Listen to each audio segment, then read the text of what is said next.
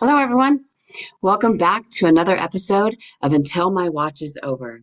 This is a podcast where we talk about the devastating truth that dementia is a killer.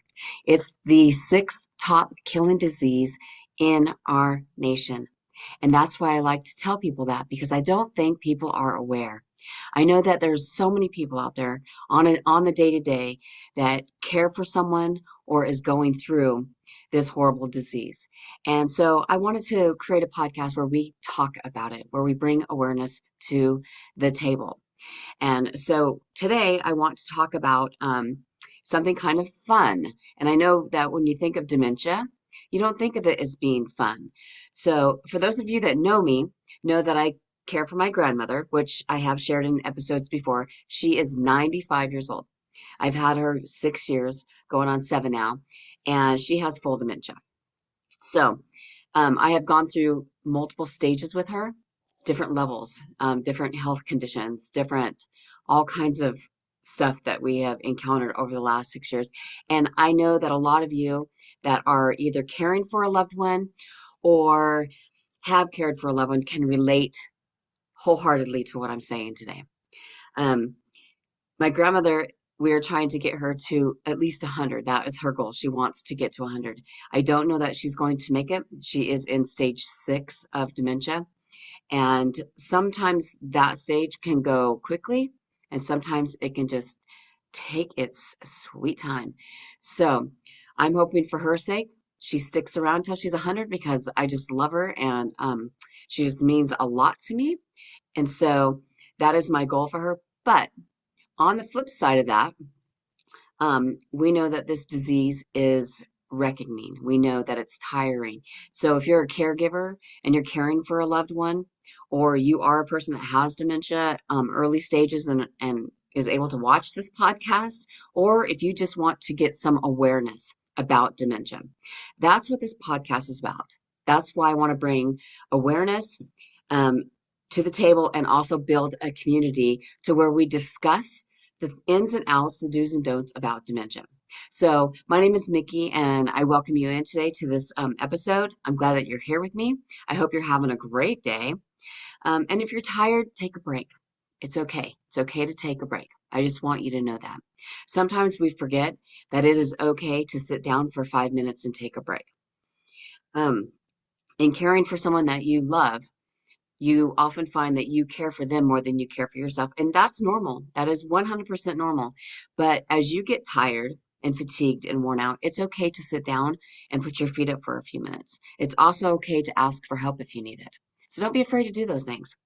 Today, I want to talk about, like I said, kind of a situation, kind of. I want to share a story with you and talk to you about incontinence, which is something that we don't usually want to talk about publicly, right?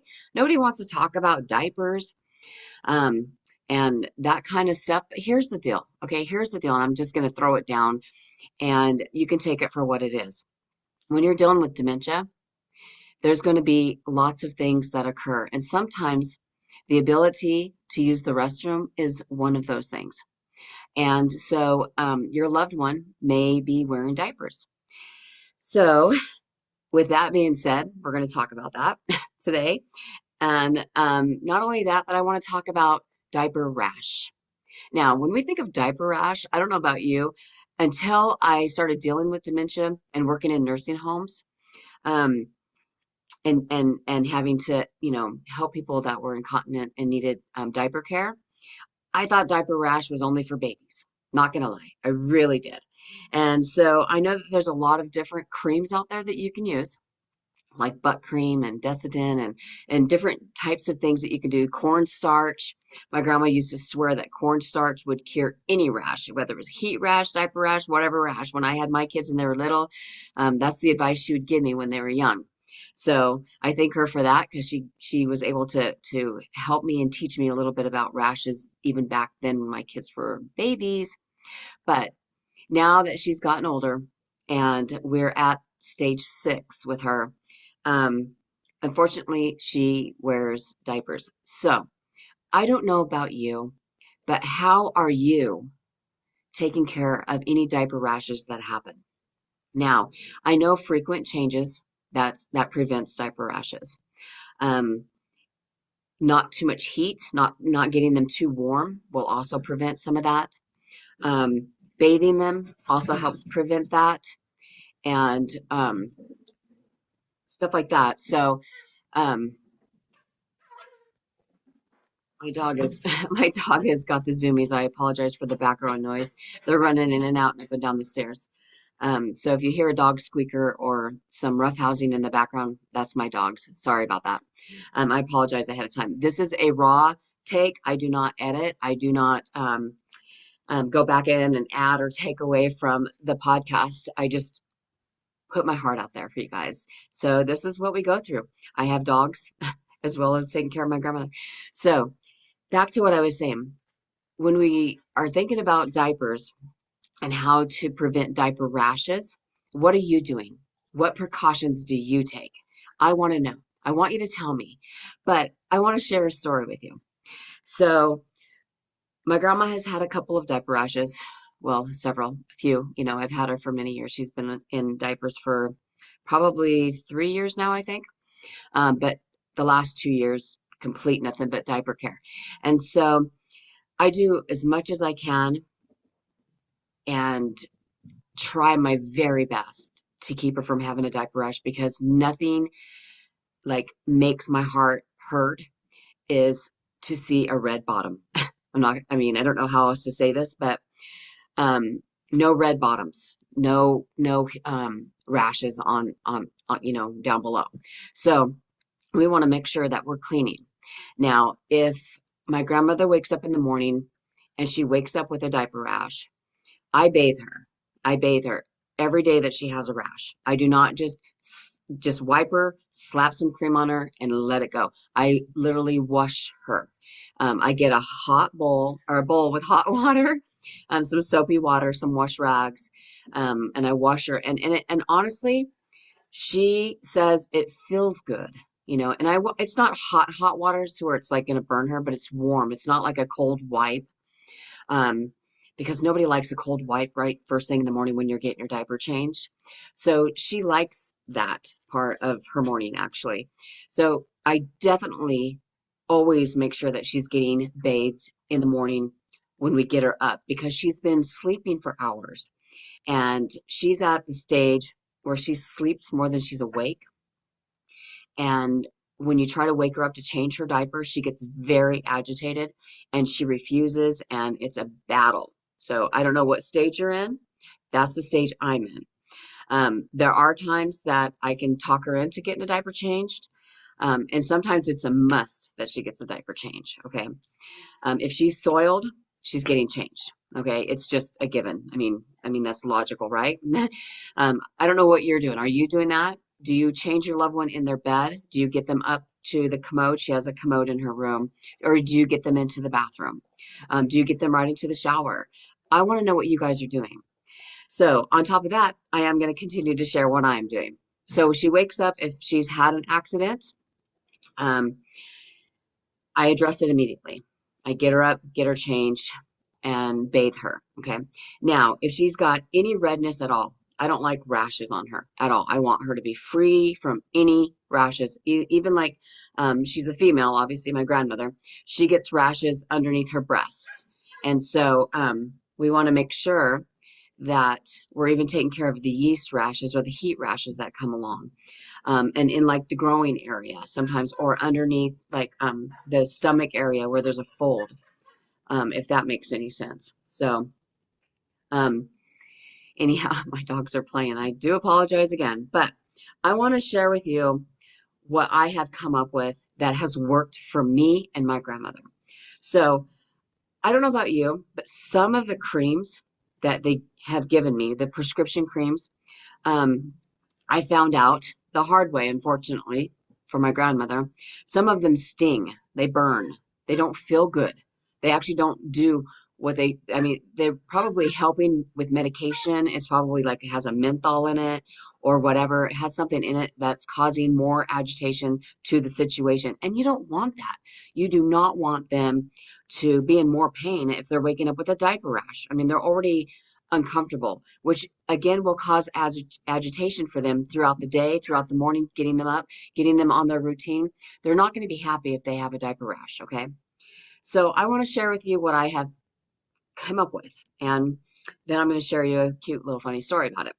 So, um, my grandma uses this cream, okay? I don't know if you can see it, okay? I will read it to you. It's Marlex. This one has menthol in it. I don't know if you guys can see this or not. Not very good. See, it has menthol and zinc in it, okay? So this one here, if I put this on her just by itself, it stings her. But this is the best barrier cream that I have found that literally gets rid of the diaper rash like almost immediately. It works, okay? It's just not comfortable during the process of the healing part of it. And so I was like, oh my gosh, the first time I put it on her and she had a rash, she was like, ow, it's burning, it's burning, it's burning. And, of course, I'm fanning her and I'm putting a cool rag and I'm washing it off from her because I don't want her to be more uncomfortable than what she already is. So I thought, what can I do? Because this stuff works really good. When it doesn't burn her, it gets rid of the rash like that. This stuff works for me, okay? But it doesn't necessarily work for her.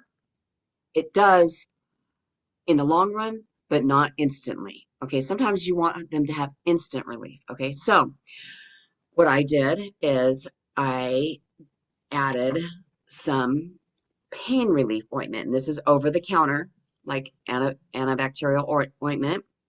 It's good, for, hemorrhoids, actually. It's a topical cream. You put it, it's on for the outside of the body.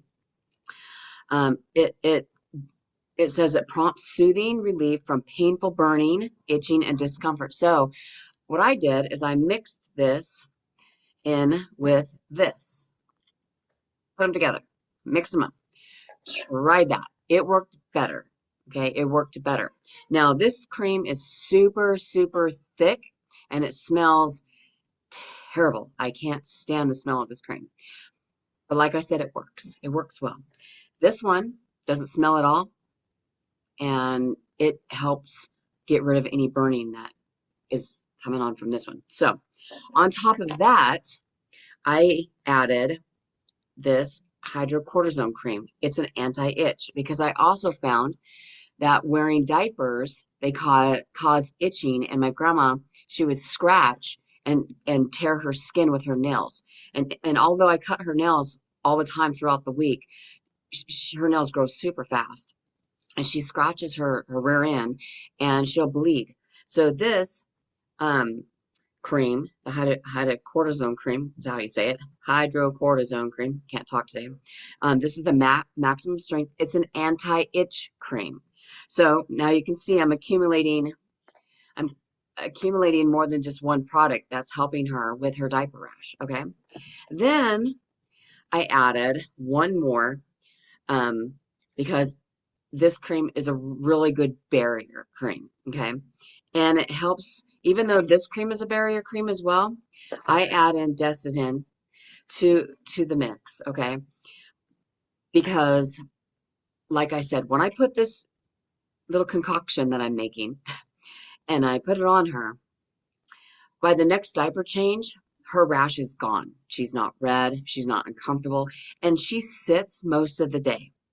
So taking the diaper off, washing her, getting her clean, getting some good working elements on her, putting a fresh diaper on her, and then she goes back and sits for hours, okay? She sits in her chair, she sits on the couch, or she sits in bed. Sometimes if she has a really bad diaper rash, which she hasn't had very many, she's only had a couple of really bad ones, probably because her food was too acidic or she was drinking way too much juice. That can cause that, by the way. We'll talk about that in another episode.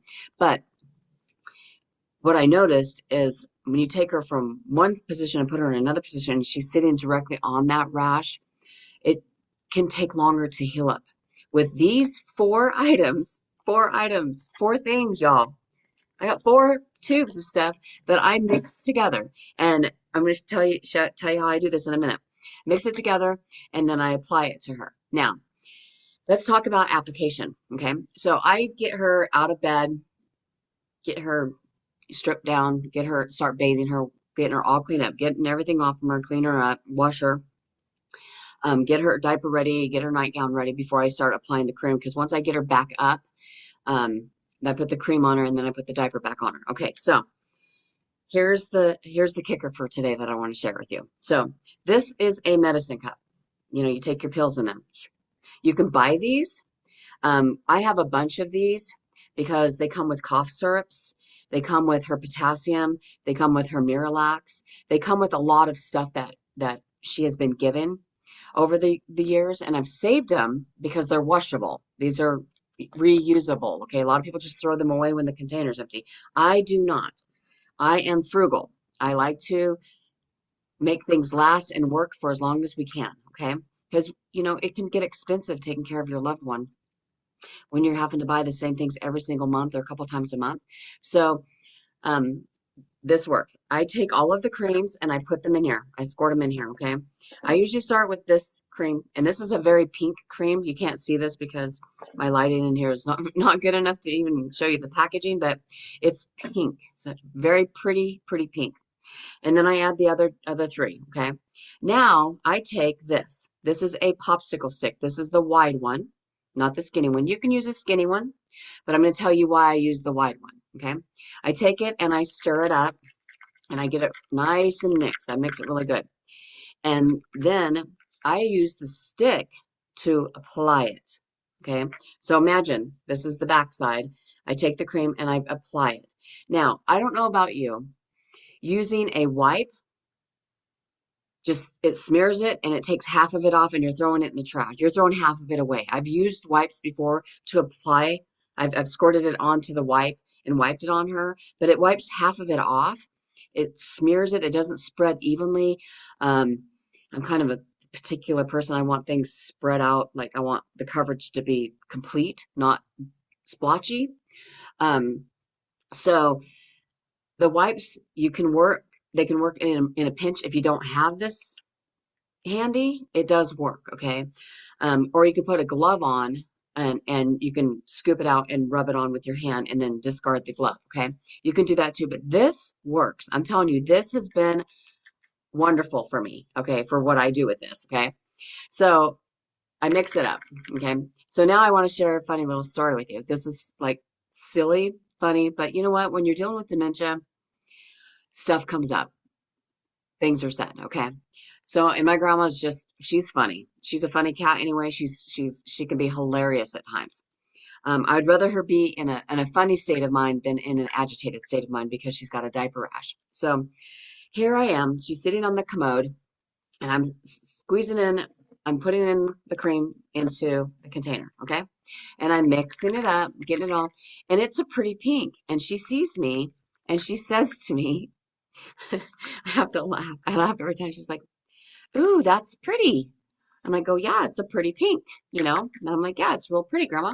And I'm mixing it. And I'm getting it real creamy because I want it to be really applicable.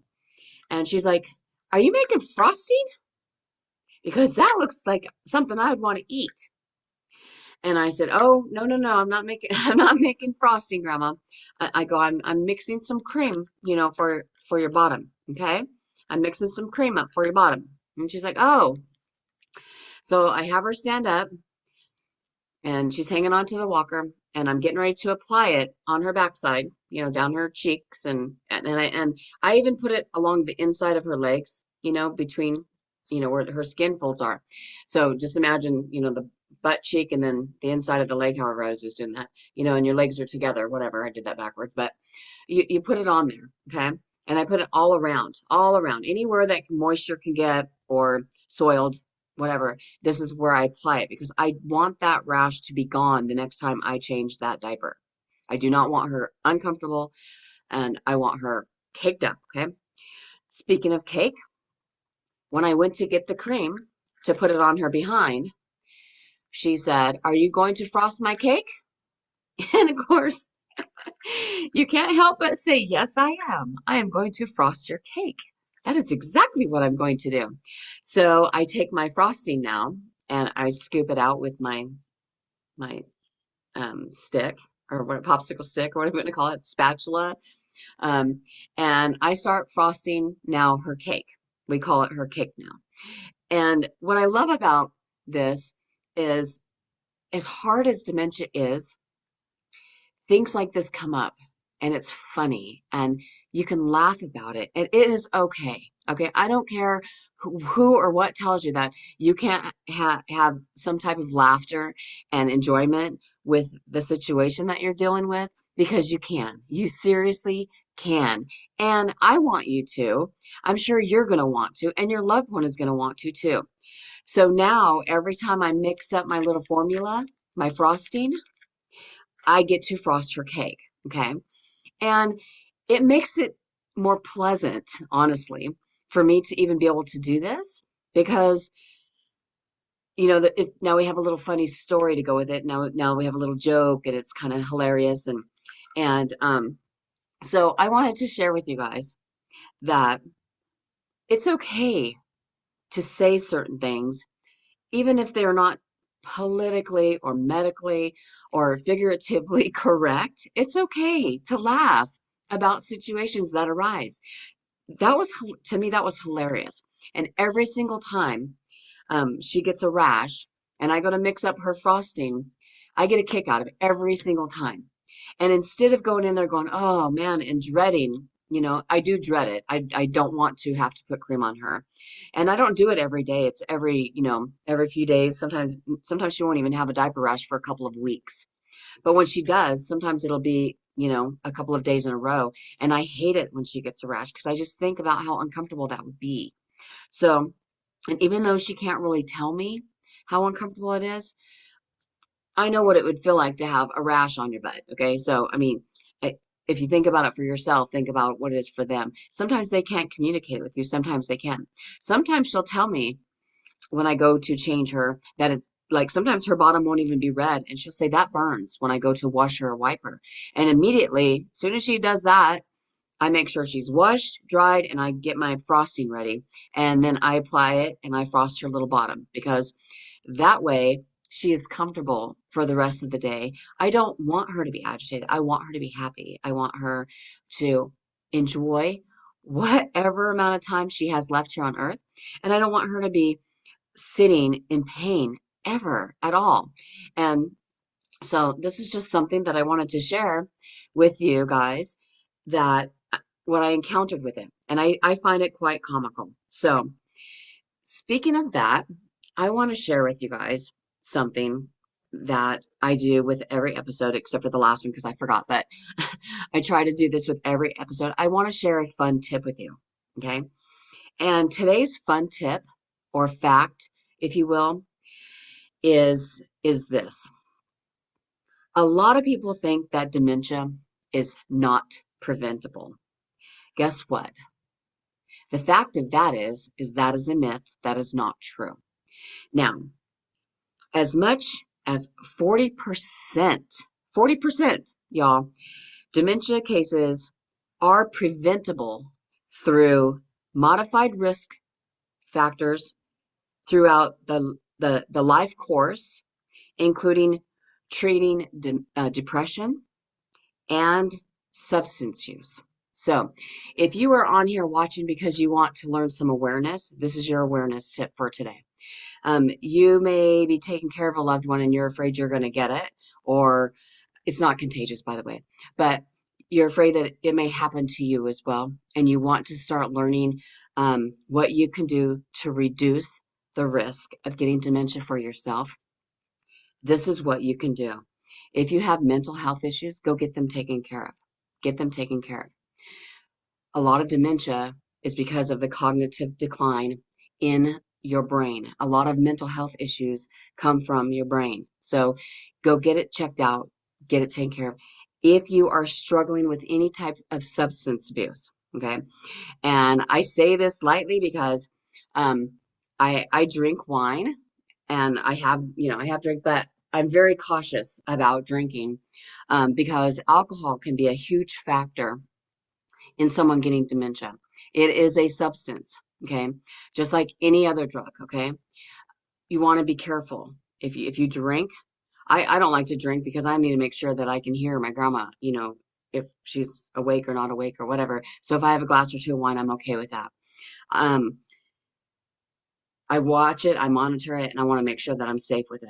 I don't go over, you know, that because again, I also know this fact. This is a fact that 40% of dementia cases can be preventable if you take care of any substance uses that you're dealing with. So if you drink a lot or you drink heavy or hard alcohol, if you're a bourbon and whiskey kind of individual, um, think about what you're doing to yourself, okay? I just want to put that out there. That is the fun fact for today. I don't know if it's fun now that I've said it, but it is a myth that dementia is not preventable. It's a myth because 40% um, of dementia cases can be preventable if you take care of yourself mentally and through anything that you put into your body. It's just a proven fact, okay? So that is my fun tip for you today. I'm sorry if it discouraged you instead of was fun for you. I hope that sharing my experience with the diaper changes and the diaper rash and making up my little concoction um, may have helped you in any way. Now, I will say this as a disclaimer to my podcast and to myself. Whatever you are using for your loved one, you need to make sure it's okay with your doctor. Now, um, my grandmother is on home health care and her doctor comes out every month and checks on her. Anytime I do anything with my grandma, I let her know what I'm doing. I told her this. Matter of fact, she thought it was a brilliant idea. Um, she said I might actually be onto something because this cream that I was telling you about that has the menthol and the zinc in it um, works really good, but it's not comfortable for the individual that you're applying it to. It because of the menthol. Now, I don't want to put so much of the other three creams in that this isn't going to work.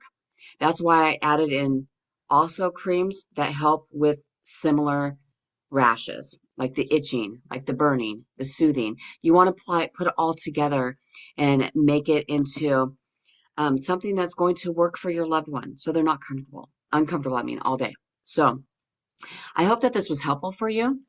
And I hope that you enjoyed this episode and this podcast. If you have any questions, you can message me at untilmywatchisover.com and send me a little message. It'll pop up asking you if you have any questions.